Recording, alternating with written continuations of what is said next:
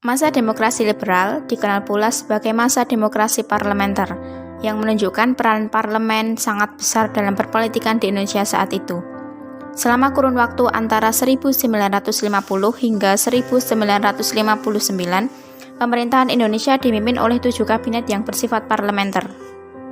Di sini, kita akan menjelaskan salah satu kabinet, yaitu Kabinet Sukiman pada kurun waktu 26 April 1951 sampai 3 April 1952.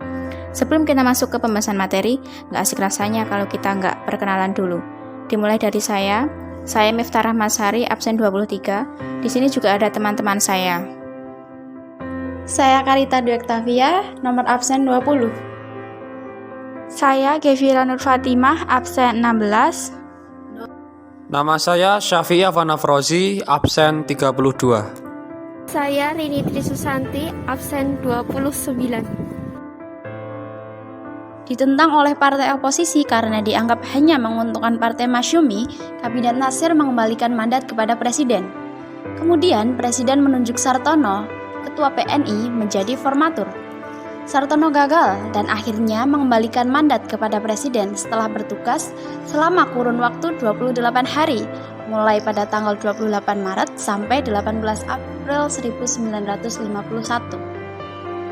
Presiden kemudian menunjuk Siddik Djoyo Soekartro dari Partai PNI dan Sukiman Wijaya dari Partai Masyumi sebagai formatur. Setelah berhasil menjalankan tugasnya sebagai formatur, Siddik Djoyo Soekartro dan Sukiman Wijaya berhasil menunjuk kabinet koalisi PNI dan Masyumi yang dipimpin oleh Sukiman. Kabinet Sukiman memiliki beberapa program kerja, di antaranya sebagai berikut: menjalankan berbagai tindakan tegas sebagai negara hukum untuk menjamin keamanan dan ketentraman negara. Yang kedua, membuat dan melaksanakan rencana kemakmuran nasional dalam jangka pendek. Selanjutnya, mempercepat usaha penempatan mantan pejuang dalam lapangan pembangunan. Selanjutnya, mempercepat persiapan pemilihan umum untuk membentuk Dewan Konstituante. Yang kelima, menjalankan politik luar negeri bebas aktif. Dan yang terakhir adalah memasukkan Irian Barat ke dalam wilayah RI secepatnya. Penyebab lengser dianggap mengkhianati politik luar negeri bebas aktif karena menandatangani MSA, Mutual Security Act.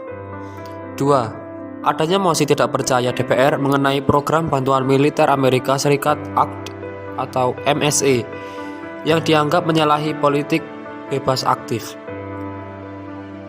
Sekian pembahasan dari kelompok kami mengenai materi Kabinet Sukiman. Terima kasih telah menyaksikan video pembahasan dari kami.